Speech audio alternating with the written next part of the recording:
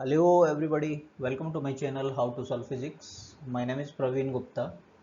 आज हम 11th NCERT first का चैप्टर सेकंड सरल रेखा में गति को स्टार्ट करने जा रहे हैं।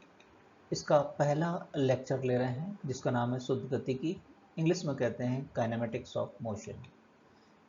इसमें कौन कौन से टॉपिक्स हम लेंगे? पहला लेंगे दूरी और विस्थापन से रिलेटेड, फिर औसत गति और औसत वेग के बारे में जानेंगे कि ये क्या होते हैं, फिर ताक्षणिक चाल और ताक्षणिक वेग के बारे में, और फाइनली त्वरण व मंदन से रिलेटेड टॉपिक लेंगे। साथ ही साथ इनसे रिलेटेड न्यूमेरिकल्स को कैसे डील करते हैं वो समझेंगे।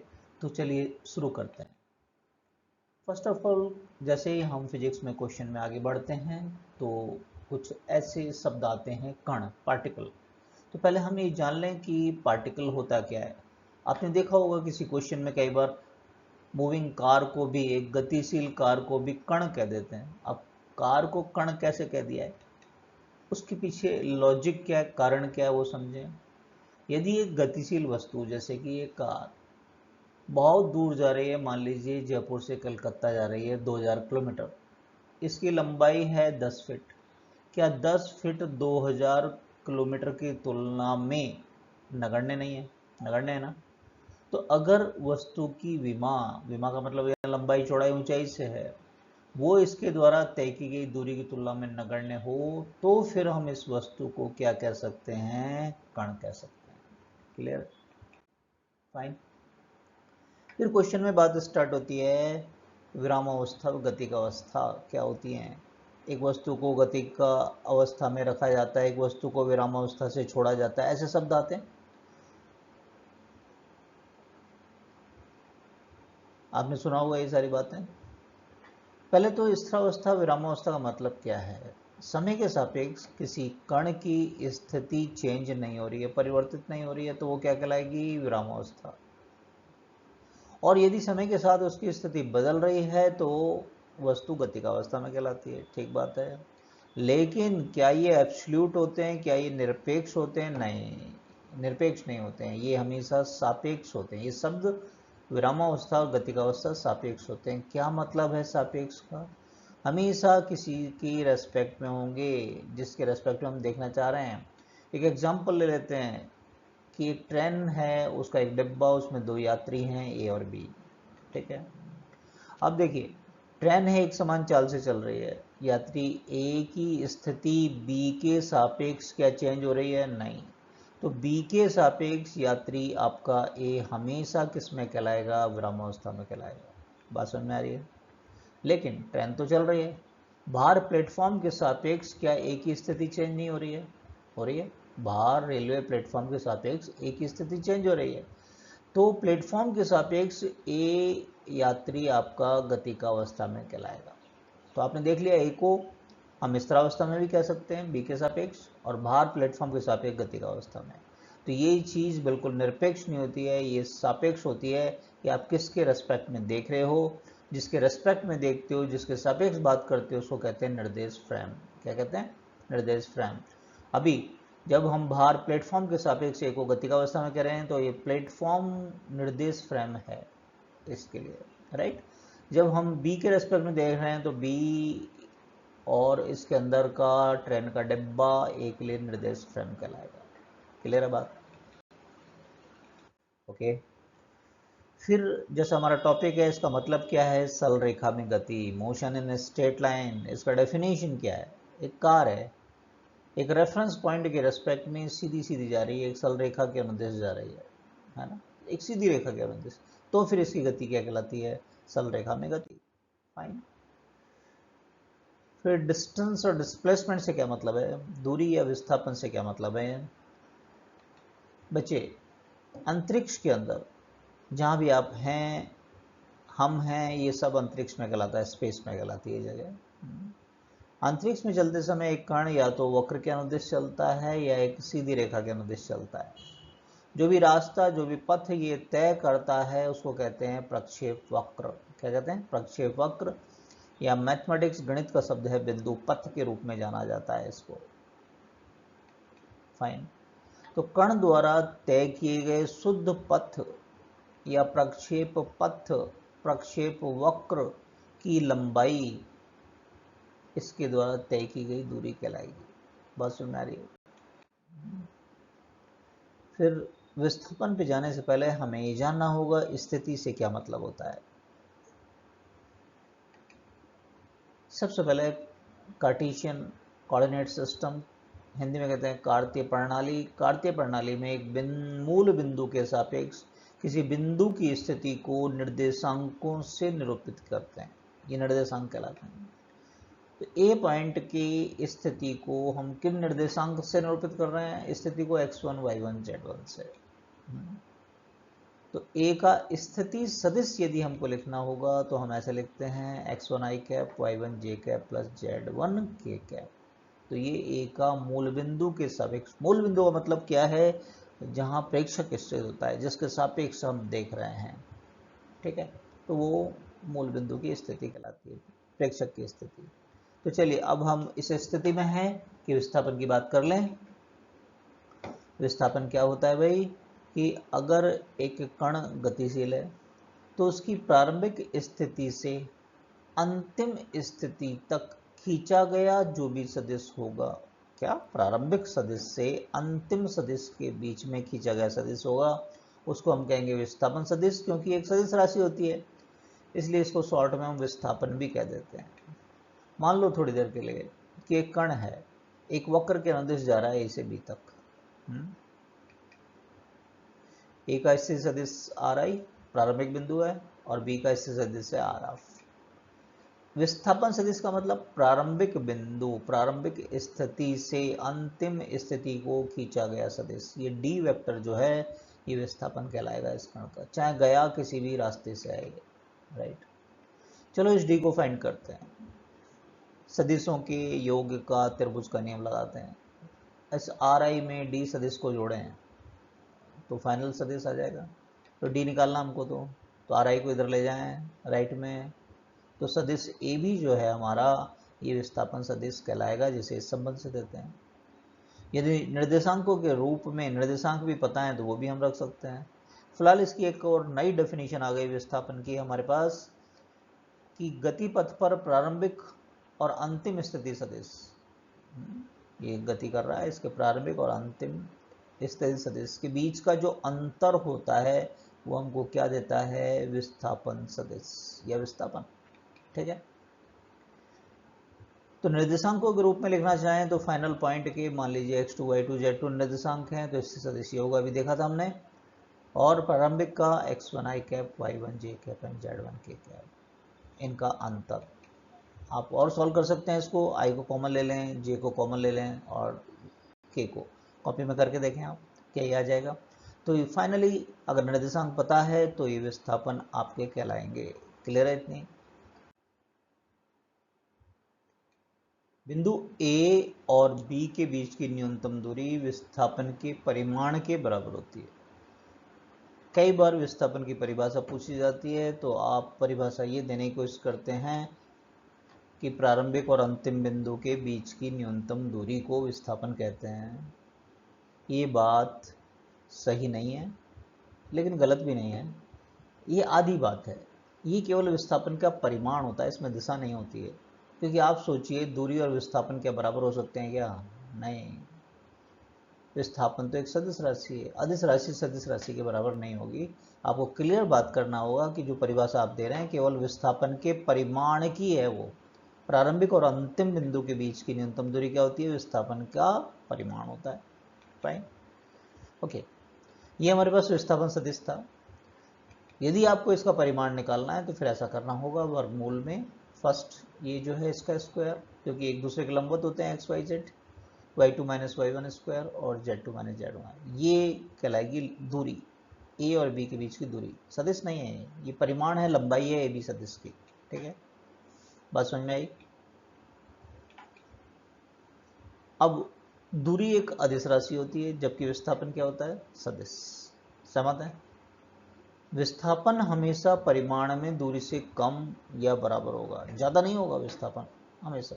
आप सोचिए जैसे ये ए बी पथ से गया, ये है विस्थापन, तो विस्थापन का जो परिमाण होगा हमेशा देखिए इस दूरी से कम होगा। बराबर किस केस में हो सकता है? जब एक ही दिशा के अंदर जाए, कण सरल रेखा के अंदर चलेगा, उस केस में दूरी और विस्थापन का परिमाण बराबर हो जाएगा। हाँ या ना?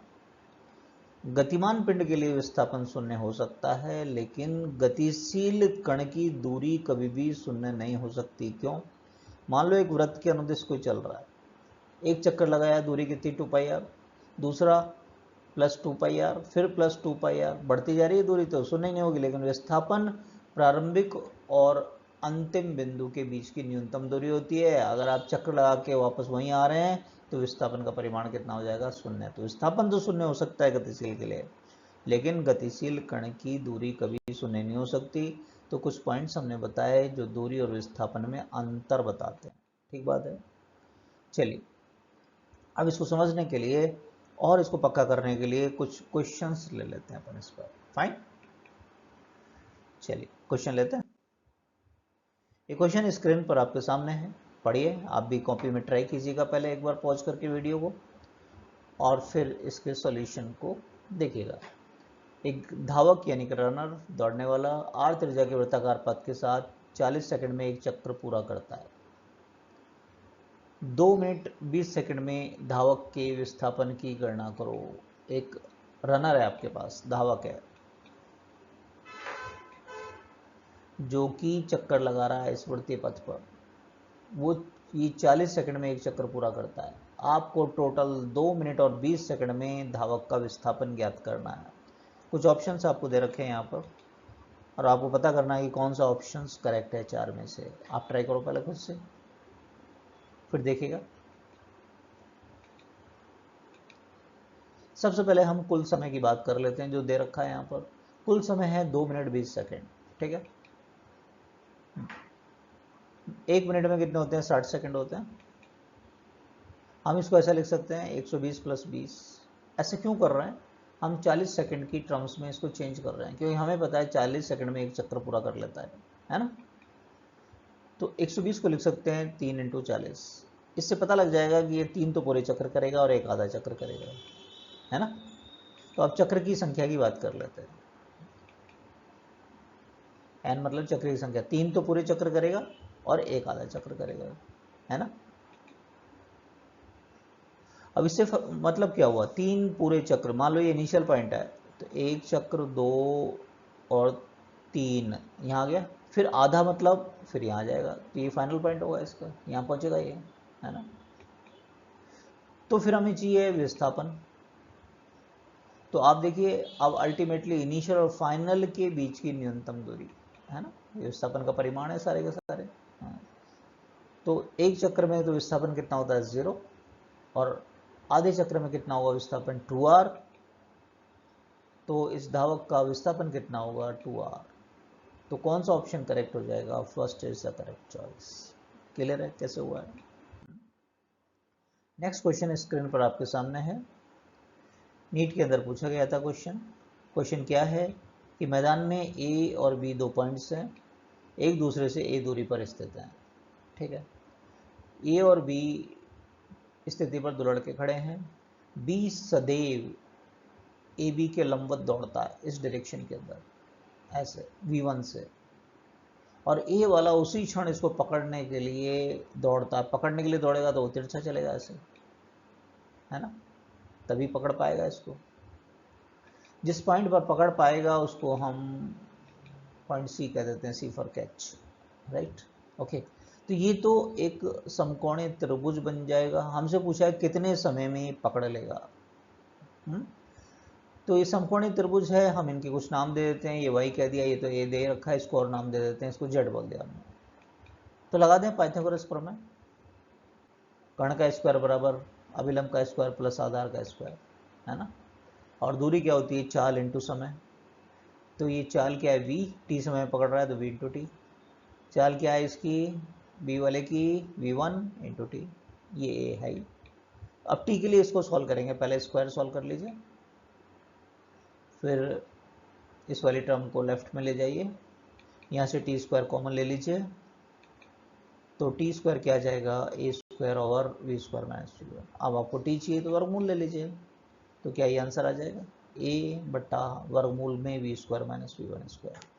क्लियर है? नेक्स्ट क्वेश्चन, मूल बिंदु 0 0 से शुरू होने वाला एक कण एक्स वाई तल में एक सीधी रेखा में चलता है। किसी समय इसके निर्देशांक √3, 3 है। कण का पथ एक्स अक्ष के साथ कितना कोण बनाता है? क्या मतलब, ये मूल बिंदु है, ये एक्स वाई अक्ष है, ये कण का पथ है, एक्स अक्ष के साथ ये पथ कितना कोण बना रहा है, जबकि कुछ समय t पर इसके कोऑर्डिनेट हो जाते हैं √3, 3। क्वेश्चन क्या कह रहा है, ये हो जाते हैं, तो ये थीटा आप निकालो। अगर ये कोऑर्डिनेट √3, 3 है तो ये y कोऑर्डिनेट है, y निर्देशांक है, तो ये तो y हो गया 3, और x निर्देशांक क्या होगा, √3। क्या tan थीटा से काम चल जाएगा? यहाँ पर tan थीटा क्या होता है, अभिलंब बटा आधार, है ना। अभिलंब कितना है क्वेश्चन में 3, आधार कितना है √3, भाग लगा के देखो √3।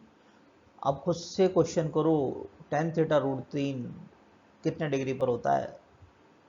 क्या 60 डिग्री पर होता है? तो आंसर क्या होगा, एक्स अक्ष के साथ इसका पथ कितना कोण बनाएगा, 60 डिग्री। क्लियर?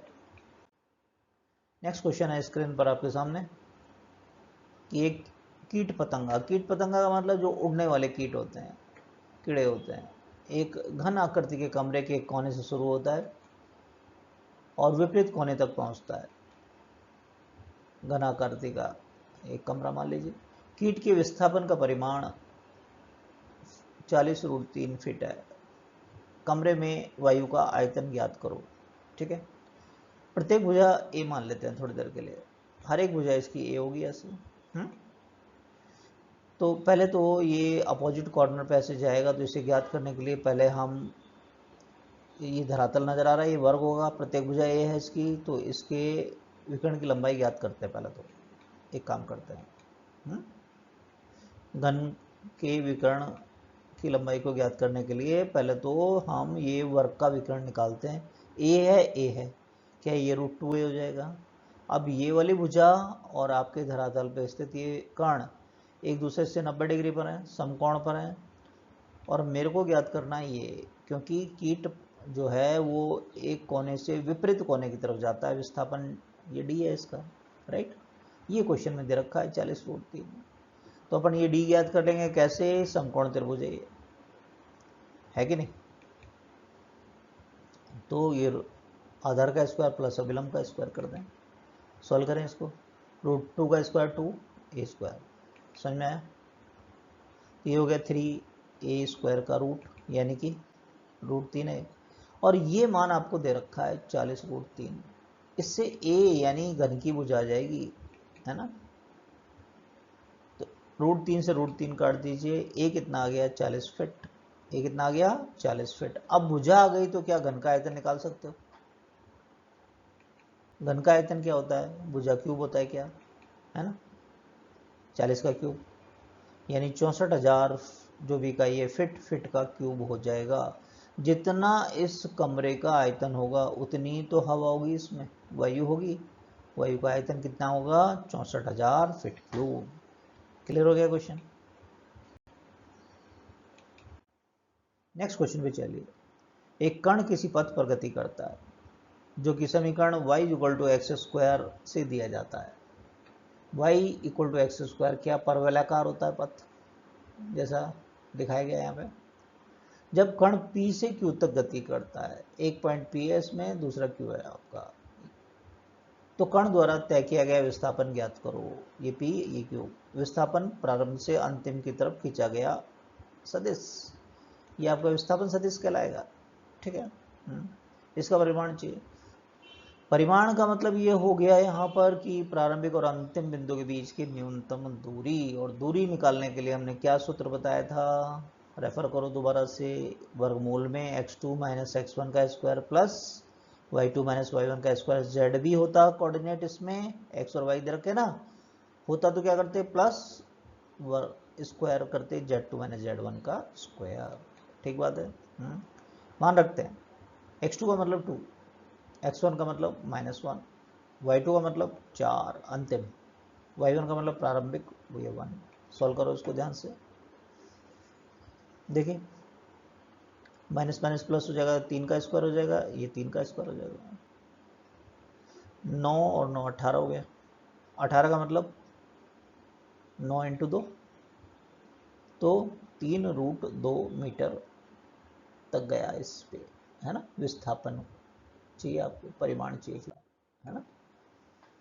नेक्स्ट क्वेश्चन, एक बिल्ली बिंदु ए पर एक चूहा बिंदु 5,0 - बिंदु की स्थिति को हमने बताया निर्देशांक से दर्शाते हैं। बिल्ली गति करने के लिए स्वतंत्र है जबकि चूहा स्थिर रहता है। बिल्ली द्वारा चूहे को पकड़ने में के लिए न्यूनतम कितनी दूरी, न्यूनतम दूरी प्रारंभिक और अंतिम के बीच की न्यूनतम दूरी विस्थापन का परिमाण होता है भाई, और उसे हम इस संबंध से देते हैं। अब यहाँ जेड भी निर्देशांक है इसलिए पूरा ले लिया जेड तक। मान रखो ध्यान से, x2 का मतलब क्या है, 0। x2 क्या है, a से b, a से b, तो x2 कितना आपका 0 है क्या, 0 तो y2 है। x2 कितना है 5, तो 5, x1 कितना है 0, ठीक है। y2 कितना है, y2 है 0, y1 कितना है 3, z2 -8, z1 4। इसको सॉल्व करेंगे ध्यान से, 5 का स्क्वायर हो गया -3 का स्क्वायर -12 का स्क्वायर, और सॉल्व कर लीजिए। 25 9 144, 12 का स्क्वायर जोड़ दीजिए, आंसर क्या आएगा, वर्गमूल में 178 मीटर बिल्ली को चलना पड़ेगा तब जाके वो चूहे को पकड़ पाएगी।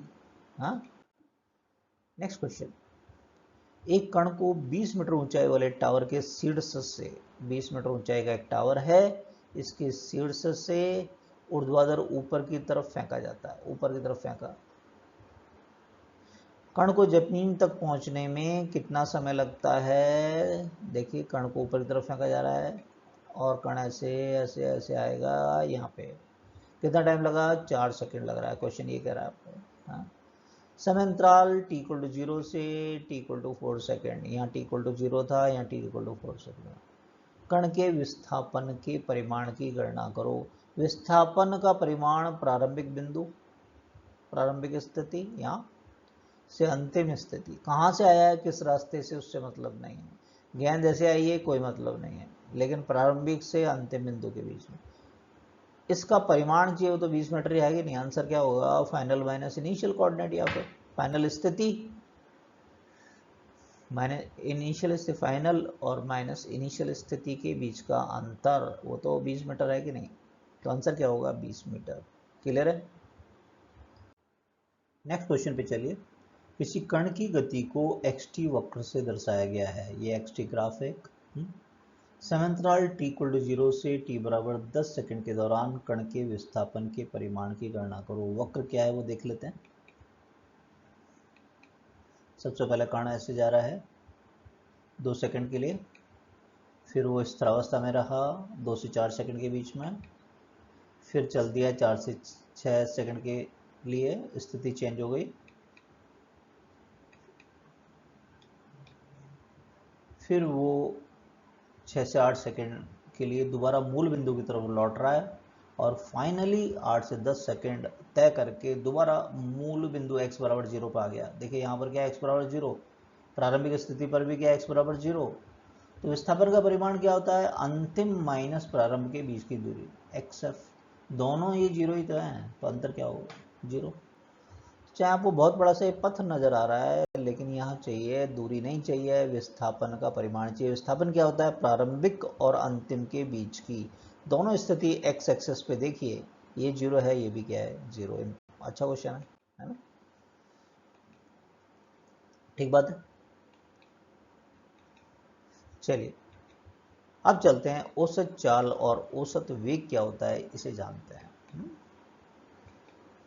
सबसे पहले जो हमारी औसत चाल होती है वो क्या होती है, कुल तय की गई दूरी बटा लिया गया कुल समय, वही दूरी बटा समय। औसत कहेंगे तो कुल तय की गई दूरी बटा लिया गया कुल समय, और औसत वेग की बात आएगी तो क्या कहेंगे, कुल तय किया गया विस्थापन, कई बार इसको नेट विस्थापन भी कह देते हैं, तथा लिया गया कुल समय।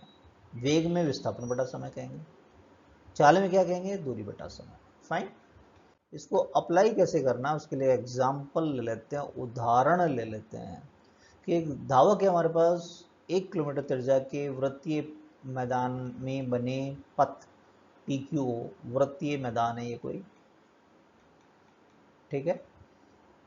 तो एक ये धावक है, ये PQO ऐसे की अनुदिश गति करता है और एक चक्कर लगाने में उसको 10 मिनट का समय लेता है।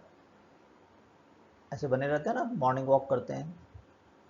तो धावक की औसत चाल और औसत वेग ज्ञात करो। तो हमारी औसत चाल का सूत्र क्या था, कुल तेगी दूरी बटा कुल समय। तो दूरी की बात करें अपन तो पहले देखिए O से P की तरफ गया, फिर P से Q गया, फिर Q से O, तो कुल बटा समय, ठीक है। अब मान रख देते हैं O से P तक कितना है, 1 किलोमीटर है। PQ क्या, एक चाप है। चाप क्या होता है, कोण इंटू त्रिज्या। कैसे, कोण का सूत्र क्या होता है, कॉपी में लिख के देखो, चाप बटा त्रिज्या। तो त्रिज्या को कोण से गुणा कर देंगे तो चाप आ जाएगा ना। कोण कितना है, इसके द्वारा, चाप के द्वारा बनाया गया कोण 90 डिग्री, π/2 इंटू त्रिज्या कितनी है, 1, ठीक बात है। फिर QO कितना है आपका 1, ठीक। समय कितना है 10 मिनट, तो इकाई ऊपर किलोमीटर नीचे मिनट है, यहाँ तो कोई दिक्कत है ना, ठीक है।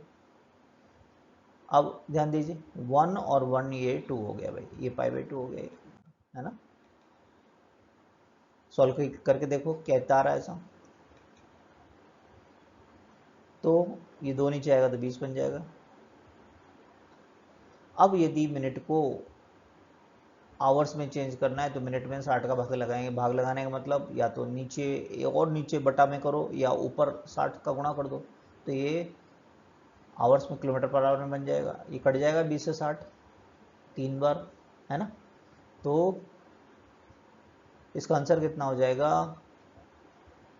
3 pi plus 4 kilometre per hour. ये औसत चाल आई है, लेकिन औसत वेग पूछेंगे तो क्या कहेंगे, कुल विस्थापन बटा कुल लिया गया समय। अगर कोई ऐसे जा रहा है जहाँ O से चल रहा है O पे वापस आ रहा है, तो विस्थापन कितना हुआ, 0 नहीं हुआ क्या, प्रारंभिक और अंतिम बिंदु के बीच की न्यूनतम दूरी बटा समय। तो आंसर कितना होगा, क्या 0 नहीं होगा। तो औसत वेग का मान कितना होगा, 0। क्लियर है ये वाली बात। चलिए अब एक काम करते हैं, औसत चाल और औसत वेग पर और क्वेश्चंस देखते हैं। अभी तो एक एग्जांपल देखा अपन ने कि कैसे इसको डील करना है। अब सारे क्वेश्चंस को, औसत चाल और औसत वेग के क्वेश्चंस को हमने कुछ टाइप्स में बांट दिया। पहले तो डायरेक्टली आपकी परिभाषा, डेफिनेशन से रिलेटेड क्वेश्चन, जैसे आपके सामने स्क्रीन पर एक क्वेश्चन कि एक कार 100 मीटर त्रिज्या के वृत्त के अनुदेश से एक चक्कर पूरा करती है। प्रत्येक एक चक्कर पूरा करने में कार को लगता है 62.8 सेकंड का समय। प्रत्येक एक चक्र पूरा करने में कार की औसत चाल व औसत वेग को ज्ञात करो, ठीक है। मान लो एक कार है आपके पास और ये इस वृत्त के अनुदिश एक चक्कर पूरा कर रही है, राइट। सबसे पहले औसत वेग का सूत्र क्या होता है, कुल विस्थापन तय किया हुआ विस्थापन बटा कुल समय, है ना। अब विस्थापन कितना होगा बताओ, एक चक्कर पूरा किया तो 0/t, तो भाई औसत वेग तो कितना हो गया 0, ठीक है। लेकिन औसत चाल की बात करें तो क्या होता है, कुल तय की गई दूरी बटा कुल लिया गया समय, है ना। तो तय की गई दूरी क्या होगी, एक चक्र के लिए 2πr, हाँ या ना, कितना होगा 2πr बटा समय कितना t कह दिया हमने। पाई का मान रख दो 3.14, त्रिज्या 100, समय दे रखा है 62.8, गुणा करके देखो क्या 628 आ रहा है ऊपर अंश के अंदर, तो भाग लगाएंगे 10 बार चला जाएगा क्या, तो औसत चाल क्या कहलाएगी, 10 मीटर प्रति सेकंड। क्लियर है। नेक्स्ट टाइप का क्वेश्चन ले लेते हैं, टाइप सेकंड, जिसमें कि दूरी अज्ञात हो, चाल और समय दे रखा हो। एक क्वेश्चन लेते हैं इस पर कि एक व्यक्ति 3 मीटर प्रति सेकंड से 20 सेकंड के लिए गतिशील होता है, फिर अगले 10 सेकंड के लिए रुक जाता है। इसके पश्चात 2 मीटर प्रति सेकंड की नियत चाल से गति करता है। बड़ा अच्छा क्वेश्चन है, एक बार खुद से ट्राई करो रफ कॉपी में, नहीं आए तो फिर सॉल्यूशन देखना। तो व्यक्ति की औसत चाल ज्ञात करो। व्यक्ति का गतिपथ एक सरल रेखा के अनुदिश है, ये दे रखा है आपको, सीधा सीधा चल रहा है कुछ ऐसे, है ना।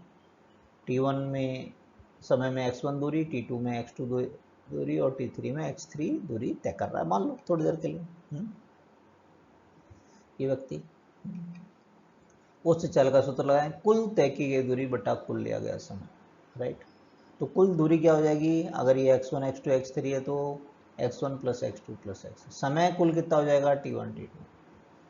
अब दूरी क्या होती है, चाल इंटू समय, तो रख दें v1 into t1, v2 into t2, v3 into t, चाल इंटू समय।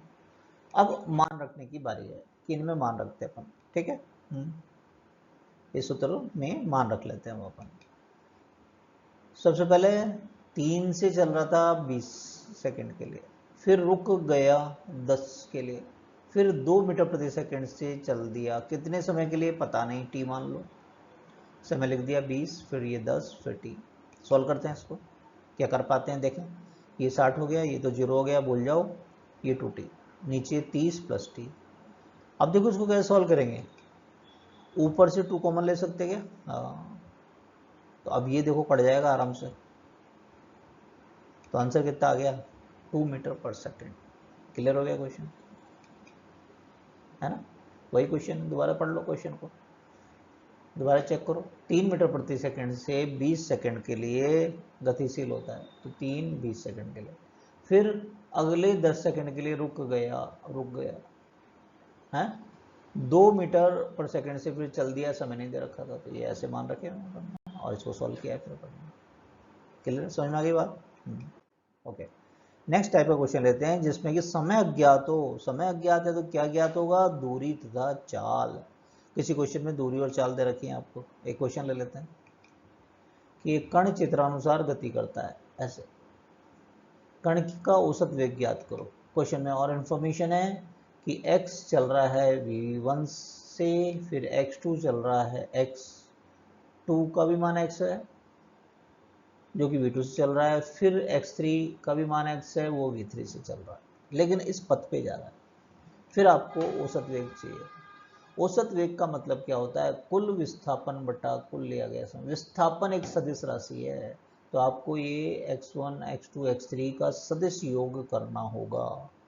समय तो अदिश है, सिंपली जोड़ लेंगे, मान लो t1 t2 t3। Clear, okay. अब सदिश को डील करते हैं, x1 x1 देखो ये x अक्ष के अनुदिश है ना, तो x आई कैप कह दिया। क्या ये y अक्ष के अनुदिश है, ये जो हाँ v2 से चल रहा है, यस, एक्स जे कैप कह दिया। फिर क्या प्लस एक्स अक्ष के अनुदिश जा रहा है, ठीक बात है ना। तो अपन फिर से क्या कह देंगे, एक्स आई कैप कह देंगे।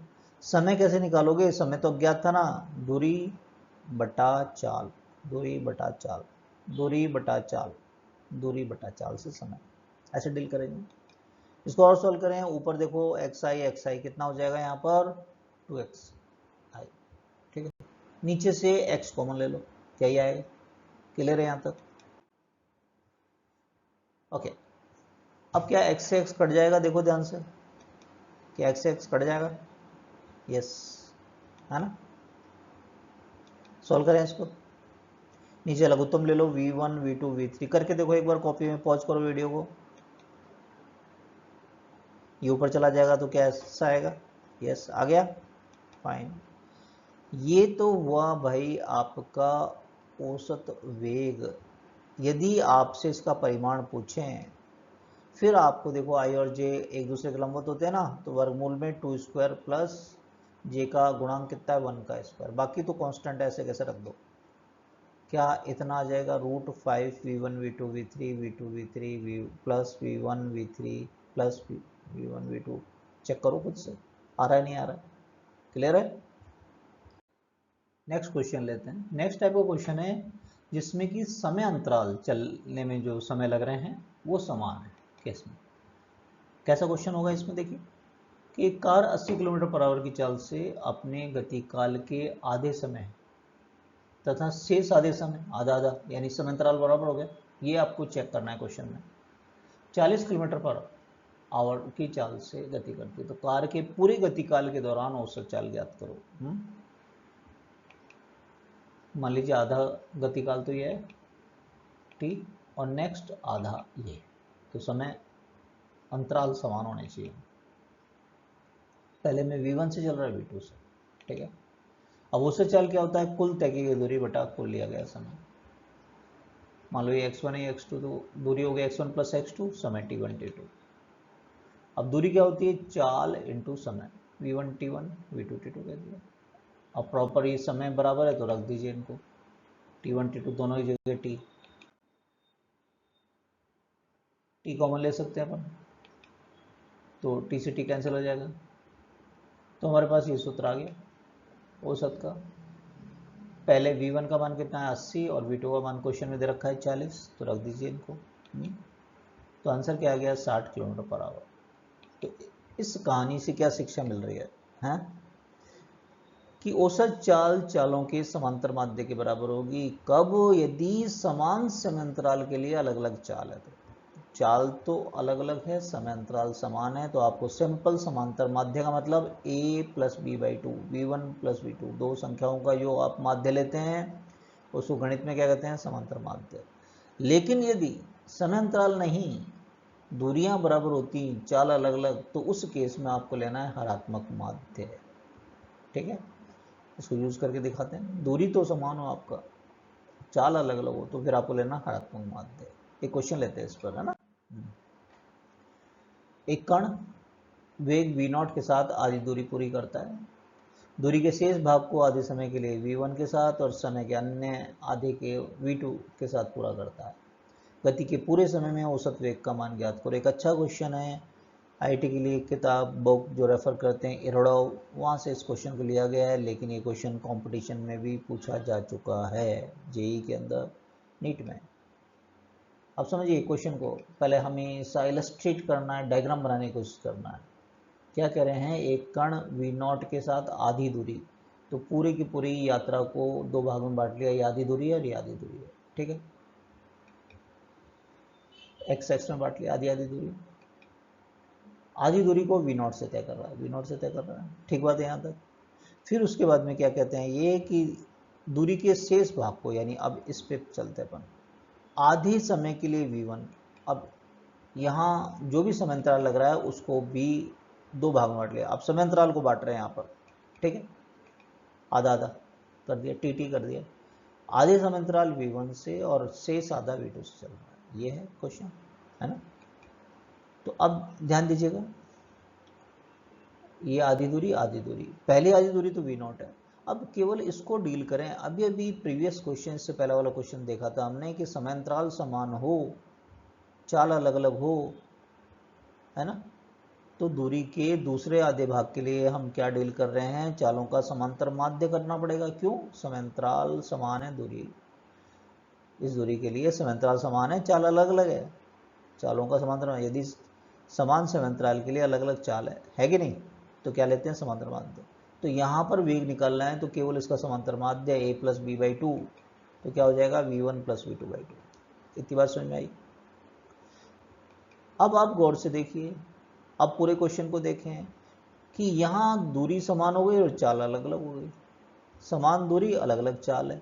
तो अब हम क्या करेंगे, इन दोनों का हरात्मक माध्य लेंगे। हरात्मक माध्य क्या होता है, हरात्मक माध्य क्या होता है, 2ab और a प्लस बी, पहली चीज a दूसरी b, पहली a कह देंगे, इसको b कह देंगे, दूरी समान चाल अलग अलग, है ना, रख दो इसके अंदर b, a का मतलब v0, b का मतलब ये। अब खुद सॉल्व करके देखो, पहले वीडियो को पॉज करके, खुद से वीडियो को पॉज करके देखो जरा, 2 से 2 कट रहा है, राइट, नीचे लघुत्तम ले लो 2, ये आ रहा है, इस 2 को ऊपर पहुंचा दो, क्या ये आंसर आएगा, हाँ या ना, सहमत है, क्लियर हो गया क्वेश्चन, दोबारा रिपीट करना है इसको। चलिए अब देखते हैं चाल वेग। अब ये क्या सर ने हेडिंग लगवा दी, अभी तो पढ़ाया औसत चाल औसत वेग, भाई ये अलग होता है।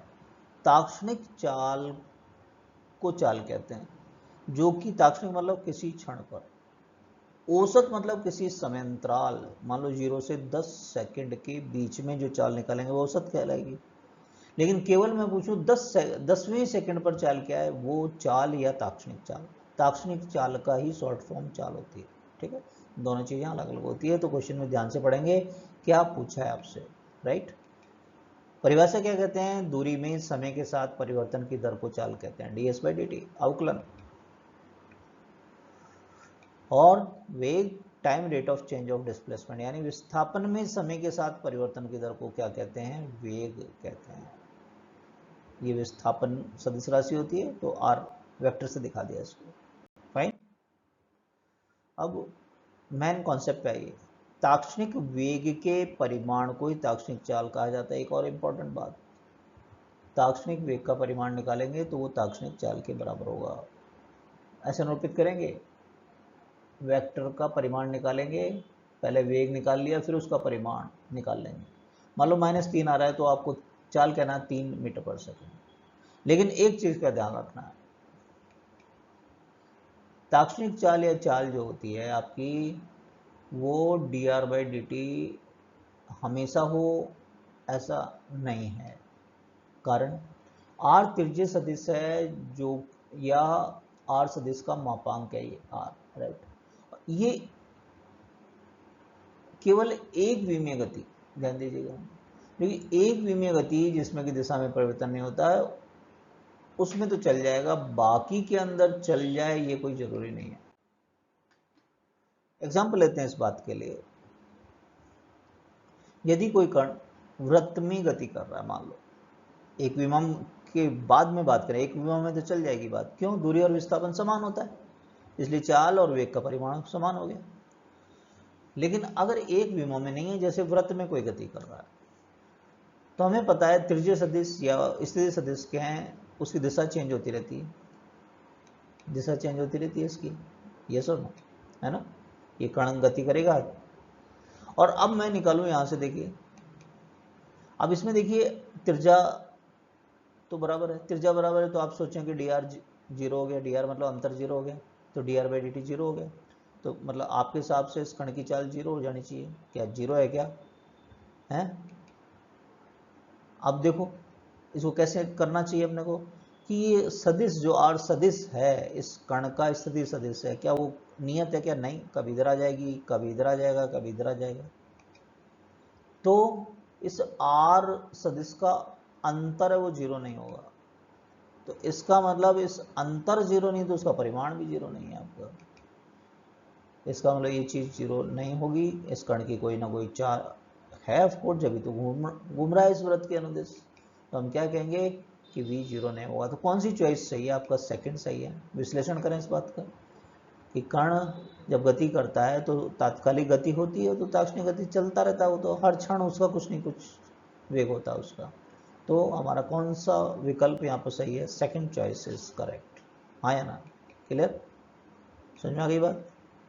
तो कॉन्सेप्ट क्या है कि ताक्षणिक चाल हमेशा dr/dt के बराबर नहीं होती है, लेकिन ताक्षणिक चाल हमेशा ये dr वेक्टर बाई dt के मापांक के बराबर होती है। वेग का परिमाण जो होता है वो चाल के बराबर होगा, ठीक।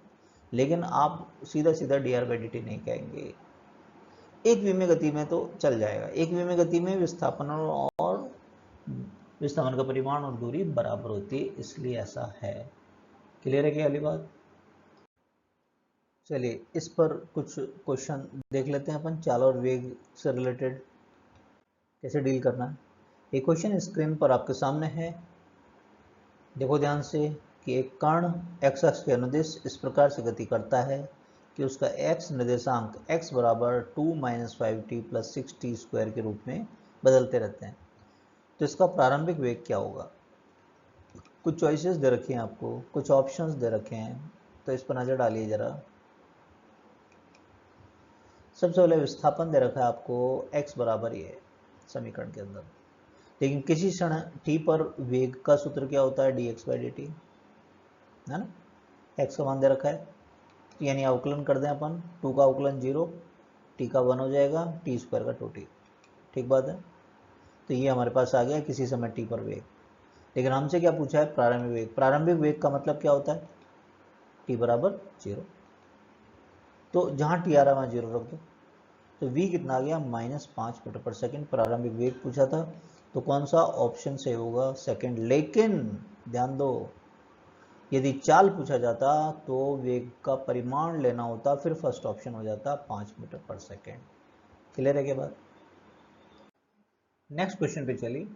समय t पर किसी बल के प्रभाव से एक विमीय दिशा में चलने वाले कण का विस्थापन संबंध t बराबर √x+3 द्वारा दिया जाता है, x मीटर में, t सेकंड में।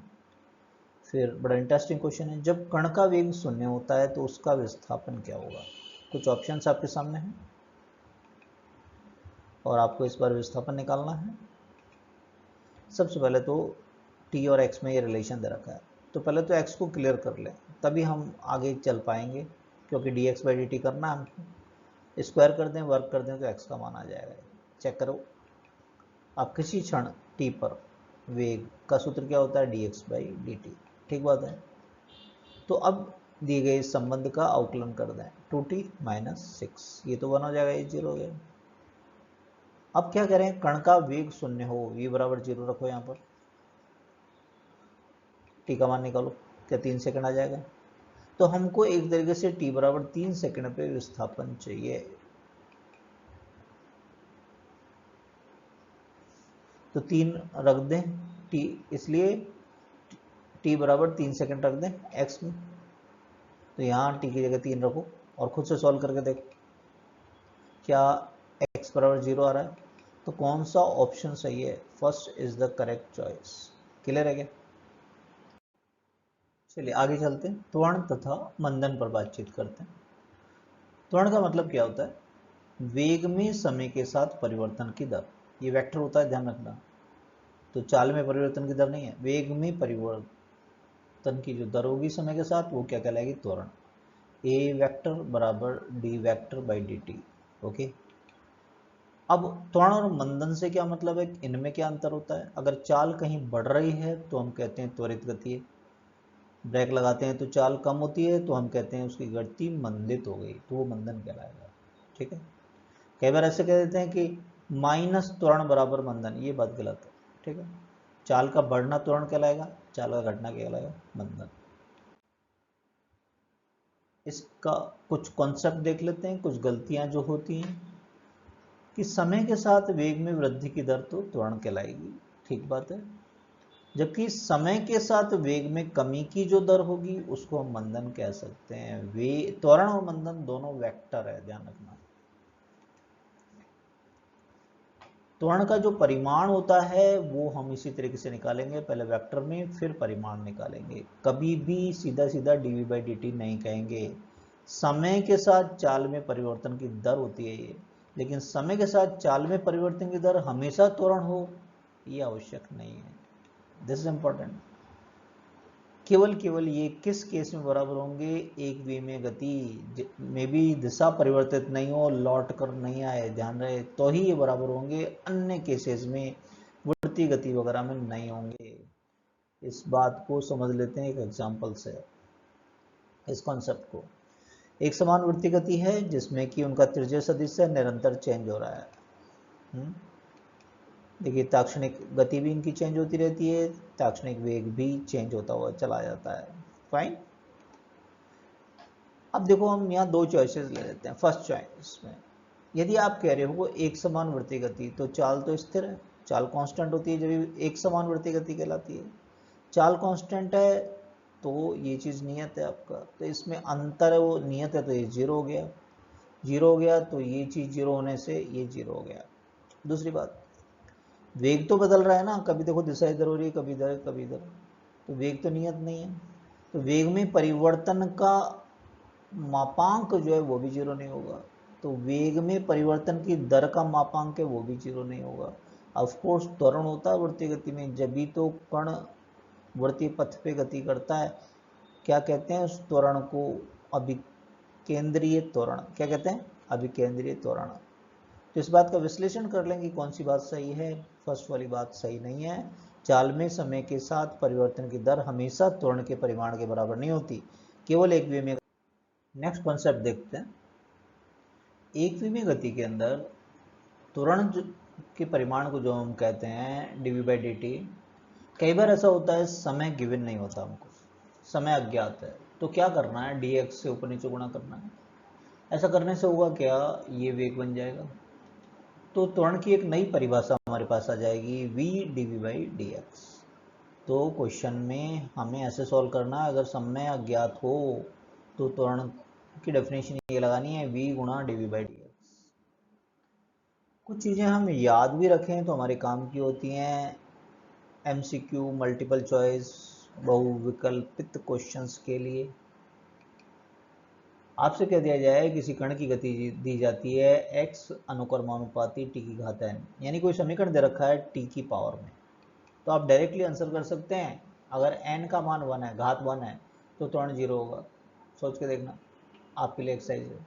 अगर 2 है तो a नियत होगा, और 2 से ज़्यादा है तो समय के साथ वृद्धि होगी त्वरण के अंदर, और 0 से कम मतलब माइनस में, -1 -2 ऐसा, तो समय के साथ त्वरण में कमी होगी।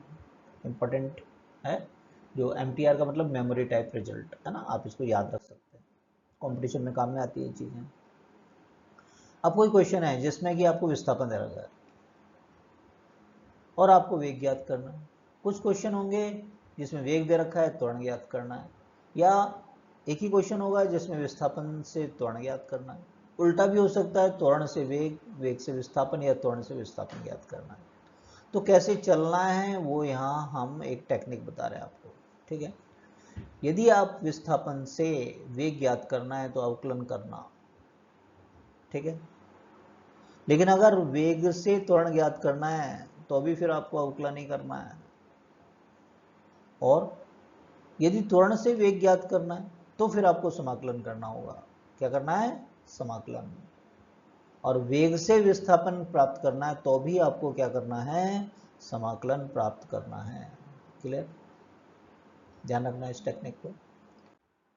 चलिए इस पर कुछ क्वेश्चंस ले लेते हैं, कैसे सॉल्व करेंगे अपन। पहला क्वेश्चन स्क्रीन पर आपके सामने है कि सरल रेखा में गतिशील किसी कण का विस्थापन x समय t के साथ इस संबंध द्वारा दिया जाता है, तो कण का त्वरण ज्ञात करना है। कुछ ऑप्शंस आपके सामने स्क्रीन पर, 4 ऑप्शन में से आपको सेलेक्ट करने हैं, कौन सा सही है आप खुद से ट्राई कर सकते हैं। वीडियो को पॉज कर लो एक बार। तो चलिए देखें, विस्थापन दे रखा है ये, है ना, त्वरण तक जाना है, पहले विस्थापन दे रखा है तो पहले अवकलन करेंगे, वेग ज्ञात करेंगे, फिर वेग का अवकलन करेंगे, त्वरण ज्ञात करेंगे, यही बताया। तो पहले है वेग v dx बाई dt, तो चलो अवकलन कर दो इसका। कांस्टेंट का 0 हो गया, t का 1, इसका t 2t, तो v आ गया हमारे पास ये। अभी त्वरण तक जाना है आपको, ये तो किसी समय t पर वेग है, तो एक बार और अवकलन करो, और वो क्या होता है, a dv बाई dt, रख दो ये मान, तो a बराबर कितना आ गया, 2a2। कौन सा ऑप्शन करेक्ट हो गया, क्या थर्ड करेक्ट हो गई चॉइस। क्लियर है। नेक्स्ट क्वेश्चन लो, t बराबर 5 सेकंड पर कण का त्वरण, जबकि x ये दे रखा है विस्थापन। आपको कुछ चॉइसेस दे रखी हैं 4, इन 4 में से आपको एक ऑप्शन तलाश करना है। आप खुद ट्राई करो एक बार। पहले विस्थापन ये दे रखा है, लेकिन वेग का सूत्र तो ये होता है dx बाई dt, है ना। पहले वेग तक जाएंगे विस्थापन से, अवकलन, फिर वेग से त्वरण, फिर अवकलन करना पड़ेगा, है ना। ओके, अवकलन करो, इसका कितना आएगा, टी स्क्वायर का 2t, टी का 1, 5 का 0, 4t प्लस 1। अभी काम खत्म हुआ क्या, नहीं, त्वरण ज्ञात करना है, एक बार और अवकलन करो इसका। त्वरण का सूत्र क्या होता है, dv बाई dt, टी का 1 हो गया, 1 का 0 हो गया, तो a क्या आ गया, 4 मीटर पर सेकंड।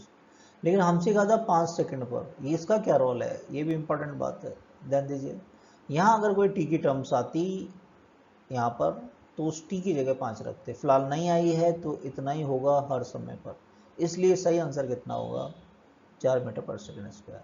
क्लियर हो गया सभी को। नेक्स्ट लेक्चर चैप्टर सेकंड का ही, जो कि सरल रेखा में गति चल रहा है, आगे बढ़ेंगे इस चैप्टर के अंदर। और सेकंड लेक्चर में हम एक समान त्वरित गति के लिए शुद्ध गति की संबंधित समीकरणों की बात करेंगे। समीकरणों का मतलब क्या है, यहाँ पर कौन कौन से आपने देखा होगा, v equal to U plus A T. दूसरा क्या होता है, s बराबर U T plus half A T square. तीसरा क्या, वी स्क्वायर बराबर यू स्क्वायर प्लस 2as, है ना। सरल रेखा में गति की बात हो चलेगी अभी। nवें सेकंड में तय की गई दूरी तथा विस्थापन की बात करेंगे। तो इसलिए आप हमारे साथ बने रहिए। जो फर्स्ट टाइम आए हैं वो सब्सक्राइब कीजिए, जिन्होंने सब्सक्राइब नहीं किया वो सब्सक्राइब कीजिए, बेल आइकन को प्रेस कर दीजिए जिससे इस लेक्चर का नोटिफिकेशन आपको मिल जाए आते, और शेयर कीजिए अपने दोस्तों के साथ में। Thank you for watching. मिलते हैं नेक्स्ट लेक्चर के।